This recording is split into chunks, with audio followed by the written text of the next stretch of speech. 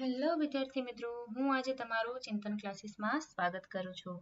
આજે આપણે જોઈશું ધોરણ 7 નું ચેપ્ટર 10 અને વિષય છે સમાજ.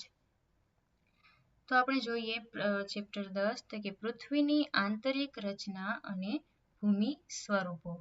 જેમાં સૌપ્રથમ આપણે જોઈશું વિકલ્પો.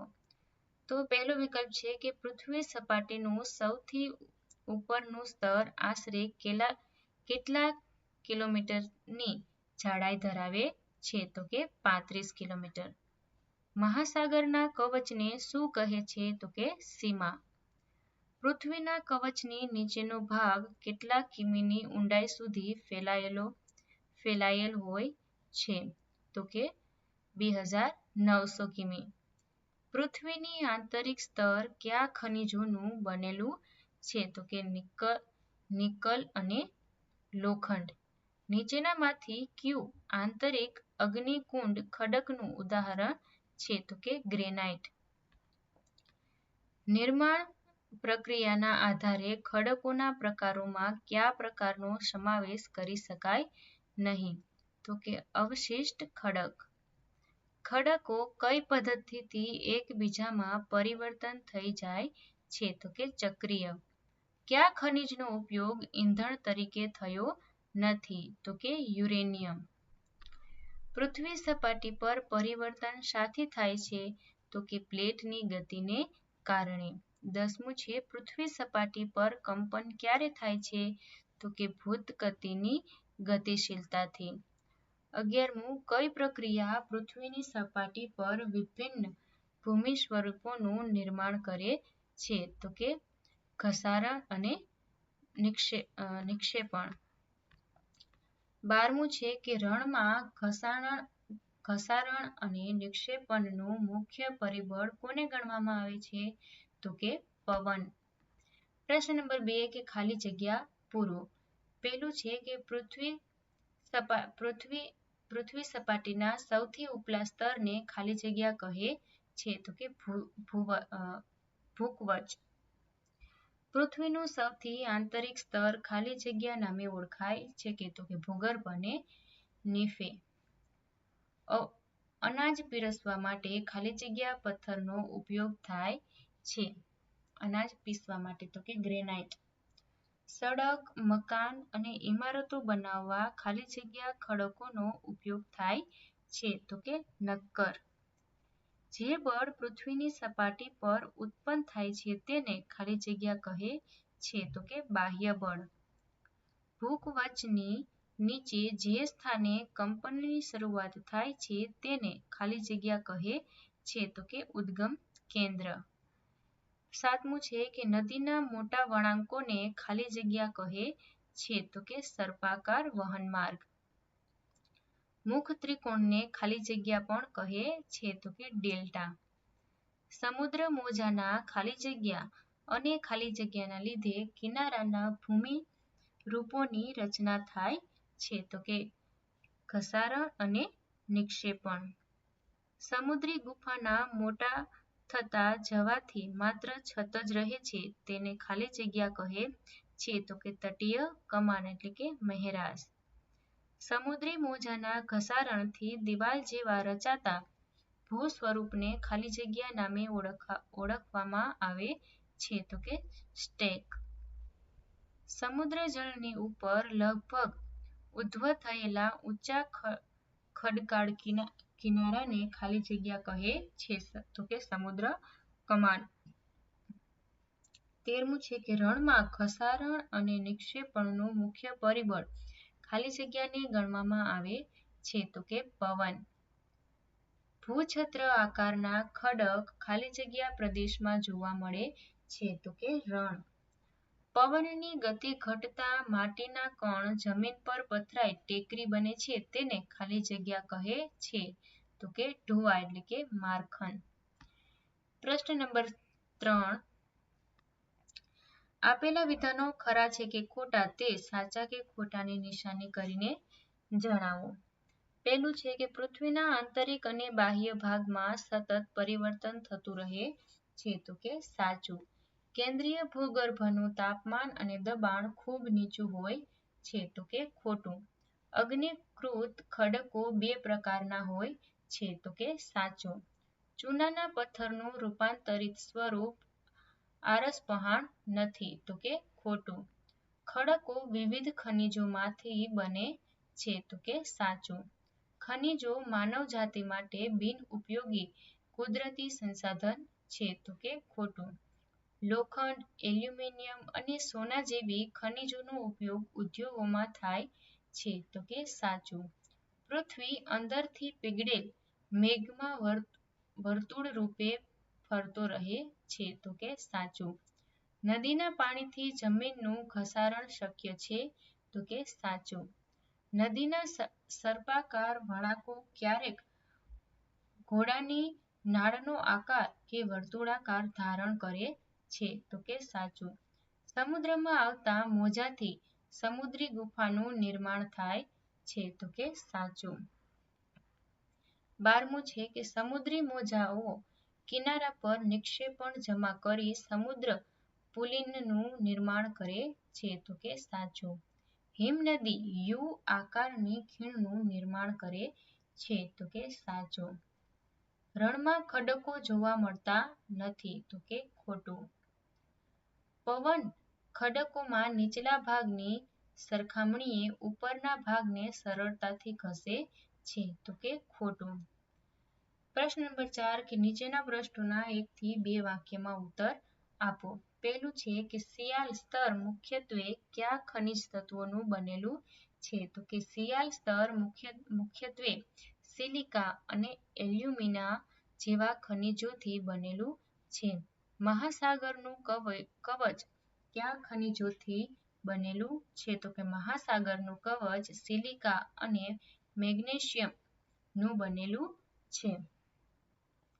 ખડકોના મુખ્ય 3 પ્રકારો જણાવો તો કે ખડકોના પ્રકારના 3 ગુણ કણના કદ અને તેની નિર્માણ પ્રક્રિયાના આધારે પાડવામાં આવે છે.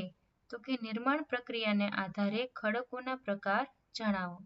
તો કે નિર્માણ પ્રક્રિયાના આધારે ખડકોના 3 પ્રકાર છે તો કે અગ્નિકૃત ખડકો, જળકૃત ખડકો અને રૂપાંતરિત ખડકો. અગ્નિકૃત ખડક કોને કહે છે તો કે ગરમ મેઘમાં ઠંડો થઈ નક્કર થઈ જાય છે. આ પ્રકારે બનેલ ખડકને અગ્નિકૃત ખડક કહે છે. લાવા એટલે શું? પૃથ્વીના પેટાળમાં રહેલો આગથી જેમ લાલચોળ પ્રવાહી મેગ્મા એટલે લાવા. આંતરિક અગ્નિકૃત ખડકો એટલે શું? તો કે પૃથ્વી અંદર રહેલો પ્રવાહી મેગ્મા ક્યારેક ભૂગર્ભની અંદર ઊંડાઈએ જ ઠરી જાય છે. આ રીતે બનેલ નક્કર ખડકોને આંતરિક અગ્નિકૃત ખડકો કહે છે. રૂપાંતરિત ખડકો કેવી રીતે બને છે? તો કે અગ્નિકૃત ખડક અને જળકૃત ખડકો ઊંચા તાપમાને અતિશય દબાણના કારણે રૂપાંતરિત ખડકોમાં ફેરવાઈ જાય છે. અનાજ દળવાની ઘંટીમાં અનાજ પીસવા માટે વપરાતા પથ્થરોને સમયાંતરે ટાંચવા પડે છે. શા માટે? તો કે અનાજ સારું દળાય તે માટે ઘંટીમાં વપરાતા પથ્થરોને સમયાંતરે ટાંચવા પડે છે. ખડક ચક્ર એટલે શું? તો કે એક ખડકમાંથી બીજા ખડકમાં પરિવર્તન થવાની પ્રક્રિયાને ખડક ચક્ર કહે છે. ખનિજ એટલે શું? તો કે નિશ્ચિત ભૌતિક ગુણધર્મ અને નિશ્ચિત રાસાયણિક મિશ્રણ ધરાવતા અને કુદરતી રૂપે જોવા મળતા પદાર્થ એટલે ખનિજ. 12મું છે કે વિવિધ બાંધકામમાં મજબૂત ખડકોનો જ ઉપયોગ કરવામાં આવે છે. શા માટે? તો કે વિવિધ બાંધકામોની મજબૂતાઈ રાખવા અને લાંબો સમય ટકી રહેવા મજબૂત ખડકોનો જ ઉપયોગ કરવામાં આવે છે. એના પછી છે કે ખડકોના ઉપયોગ વગર માનવ જીવન જીવવામાં કઈ કઈ મુશ્કેલીઓ પડે તે લખો. તો કે ખડકોના ઉપયોગ વગર પાકી સડક, મકાન, ઇમારત વગેરે ન બને. આથી માનવ જીવનમાં મળતી સુવિધા ઓછી થાય. આંતરિક બળ એટલે શું? તો કે પૃથ્વી ગતિને કારણે પૃથ્વીના આંતરિક ભાગમાં નિર્માણ પામતા બળને આંતરિક બળ કહે છે. જ્વાળામુખી એટલે શું? જ્વાળામુખી એ વચ પર ખુલ્લું એક એવું છિદ્ર હોય છે કે જેમાંથી પૃથ્વીના આંતરિક બળની આકસ્મિક ગતિને કારણે પીગળેલા પદાર્થો અચાનક બહાર નીકળે છે. ભૂકંપ કોને કહે છે? તો કે મૃદાવર્ણીય ભૂતકથી ગતિશીલતાથી પૃથ્વી સપાટી પર કંપન થાય છે. આ ભૂકંપ તેના કેન્દ્રની ચારે બાજુ ગતિ કરે છે. આ કંપનને ભૂકંપ કહે છે. ઘસારણ એટલે શું? તો કે ભૂસપાટી પર જળ, પવન અને હિમ જેવા જુદા જુદા ઘટકો દ્વારા થતા ક્ષયને ઘસારણ કહેવામાં આવે છે.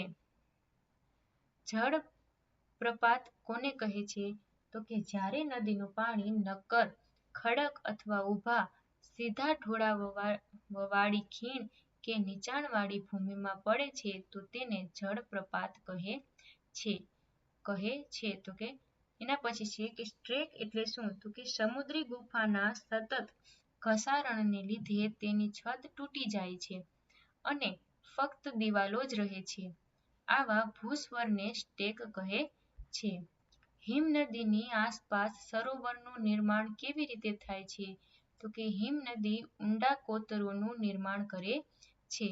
પર્વતીય ક્ષેત્રમાં બરફ પીગળવાથી આ કોતરોમાં પાણી ભરાઈ જાય છે અને ત્યાં સુંદર સરોવરનું નિર્માણ થાય છે. લોએસ એટલે શું? તો કે રેતીના કણો નાના અને હલકા હોય છે. પવન તેને ઉડાવીને ખૂબ દૂર લઈ જાય છે.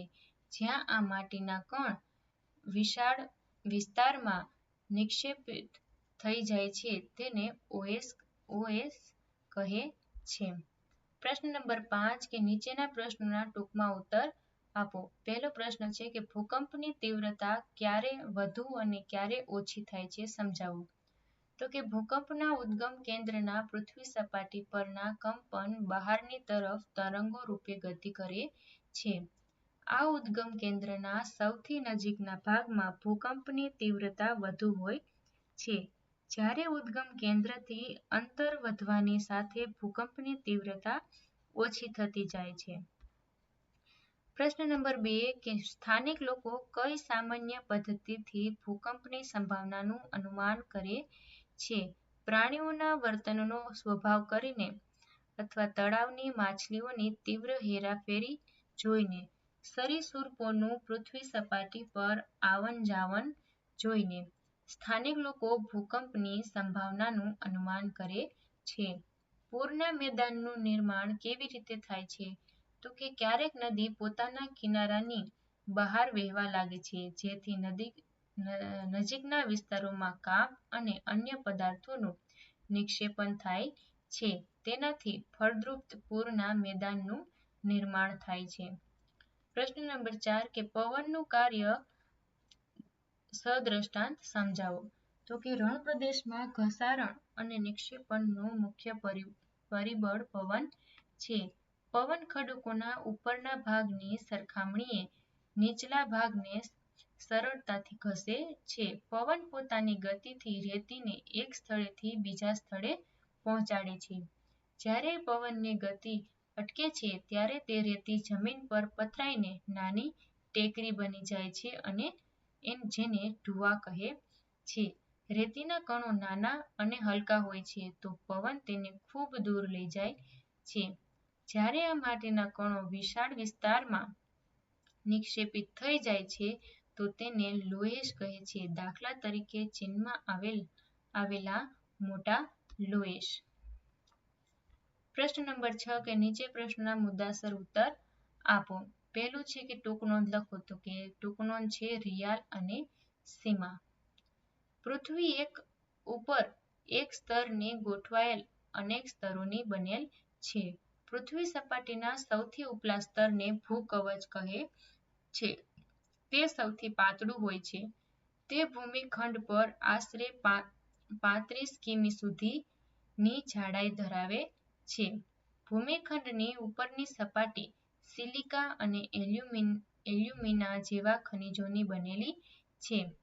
તેથી તેને સિયાલ એટલે કે સિલિકા અને એલ્યુમિના કહે છે. મહાસાગરનું કવચ મુખ્યત્વે સિલિકા અને મેગ્નેશિયમનું બનેલ છે. તેથી તેને સીમા એટલે કે સી સિલિકા અને મા એટલે કે મેગ્નેશિયમ કહે છે. પૃથ્વી આંતરિક રચના આકૃતિ સમજાવો. પૃથ્વી એક ઉપર એક સ્તરથી ગોઠવાયેલ અનેક સ્તરોની બનેલી છે. પૃથ્વી સપાટીના સૌથી ઉપલા સ્તરને ભૂકવચ કહે છે. તે સૌથી પાતળું હોય છે. તે ભૂમિખંડ પર આશરે 35 કિમી સુધીની જાડાઈ ધરાવે છે. ભૂમિખંડની ઉપરની સપાટી સિલિકા અને એલ્યુમિના જેવી ખનિજોની બનેલી છે. તેથી તેને સિયાલ એટલે કે સી સિલિકા અને એલ્યુમિનિયા કહે છે. આ જ રીતે મહાસાગરનું કવચ મુખ્યત્વે સિલિકા અને મેગ્નેશિયમનું બનેલું છે. તેથી તેને સીમા એટલે કે સી સિલિકા અને મા એટલે કે મેગ્નેશિયમ કહે છે. પૃથ્વીના ઉપરના સ્તરની બરાબર નીચે મેટલ હોય છે. આશરે 1900 કિમીની ઊંડાઈ સુધી ફેલાય છે. પૃથ્વીનું સૌથી આંતરિક સ્તર ભૂગર્ભ છે, જેથી ત્રિજ્યા આશરે 3500 કિમી જેટલી છે. તે નિકલ અને લોખંડની બનેલું હોય છે. તેથી તે નિફે એટલે કે નિકલ અને ફેરસ નામથી ઓળખાય છે. કેન્દ્રીય ભૂગર્ભનું તાપમાન અને દબાણ ખૂબ ઊંચું હોય છે. પ્રશ્ન નંબર 3 કે ખડકોના પ્રકાર ઉદાહરણ આપી સમજાવો. નિર્માણ પ્રક્રિયાના આધારે ખડકોના 3 પ્રકાર છે. પહેલું છે અગ્નિકૃત ખડકો, જળકૃત ખડકો અને રૂપાંતરિત ખડકો. પહેલું છે અગ્નિકૃત ખડકો. પૃથ્વીના પેટાળમાં રહેલો મેગ્મા ઠંડો થઈ નક્કર બની જાય છે. તેને અગ્નિકૃત ખડક કહે છે.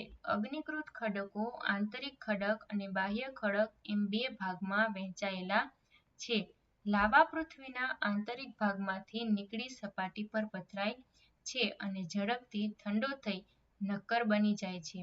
આવા ખડકોની સંરચના ખૂબ નાની દાણાદાર હોય છે. તે બાહ્ય અગ્નિકૃત ખડક તરીકે ઓળખાય છે. દાખલા તરીકે બેસાલ્ટ. ક્યારેક પ્રવાહી લાવા ભૂકવચની અંદર ઊંડાઈએ જ ઠરી જાય છે. આ પ્રકારે બનેલ નક્કર ખડક આંતરિક અગ્નિકૃત ખડક કહેવાય છે. દાખલા તરીકે ગ્રેનાઇટ. એના પછી છે જળકૃત ખડકો.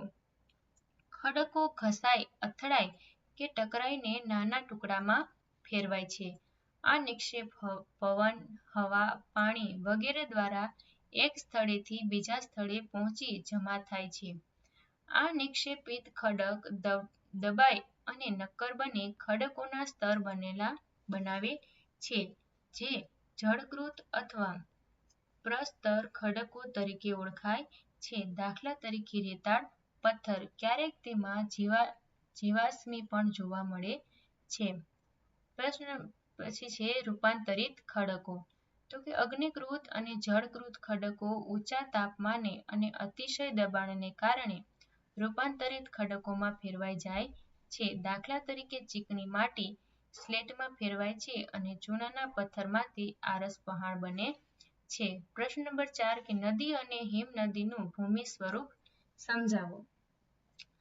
નદીનું ભૂમિ સ્વરૂપ. ક્યારેક નદીમાં પૂર આવે છે ત્યારે નિષ્પેક્ષ ખનિજ વળાંક વચ્ચેના ભૂમિભાગો નદી પ્રવાહથી કપાઈ જાય છે અને નદી તેના લાંબા માર્ગને છોડીને સીધો માર્ગ ગ્રહણ કરે છે અને નળાકાર સરોવર રચાય છે. ક્યારેક નદી કિનારાથી બહાર નજીકના વિસ્તારોમાં કાંપ અને અન્ય પદાર્થોનું નિક્ષેપણ કરે છે અને પૂરના મેદાન બને છે. જ્યારે નદીના બંને કિનારે મોટા પ્રમાણમાં કાંપ એટલે કે માટીના નિક્ષેપણથી લાંબા અને ઓછી ઊંચાઈના અનેક ઢગ રચાય છે, ત્યારે તેને કુદરતી તટબંધ કહે છે. સમુદ્રની નજીક પહોંચતા નદીની ગતિ ધીમી થઈ જાય છે, ત્યારે તે પોતાની સાથે લાવેલ કાંપ, રેતી, માટી અને અન્ય પદાર્થોનું નિક્ષેપણ કરે છે. દરેક શાખા પ્રશાખા પોતાનું મુખનું નિર્માણ કરે છે. બધા મુખોના નિક્ષેપણના જથ્થાની મુખ ત્રિકોણનું નિર્માણ થાય છે. હિમનદીનું ભૂમિ સ્વરૂપ. હિમનદી ઘસારણ દ્વારા યુ આકારની ખીણનું નિર્માણ કરે છે. હિમનદી પીગળતા પર્વતીય ક્ષેત્રમાં આવેલ કોતરોમાં પાણી ભરાઈ સરોવરનું નિર્માણ થાય છે. હિમનદી દ્વારા નાના મોટા ખડકો, રેતી અને કાંકરા નિક્ષેપિત થતા ડ્રમલીન ભૂમિ સ્વરૂપની રચના થાય છે. પ્રશ્ન નંબર 7 છે કે આમાં વિભાગ અ અને બ આપેલો છે, જોડકા જોડવાના છે. અ માંથી બ ને શોધી તે અહીંયા જવાબ લખવાના છે, જે તમે આમાંથી જોઈને લખી શકો છો. પ્રવૃત્તિ તમારા ઘરે કરવાની છે. પહેલી પ્રવૃત્તિ છે કે ટીવી જોતી વખતે સમાચારમાં તમને તમારા વિસ્તારથી થોડે દૂર ભૂકંપના આંચકા આવવાના સમાચાર સાંભળવા મળે છે તો સમાચાર સાંભળી તમે શું કરશો? બીજું છે કે પવનની ગતિ વધુ હોય તો તમે ઘરમાં અને બહાર કઈ કઈ મુશ્કેલીઓ અનુભવો છો?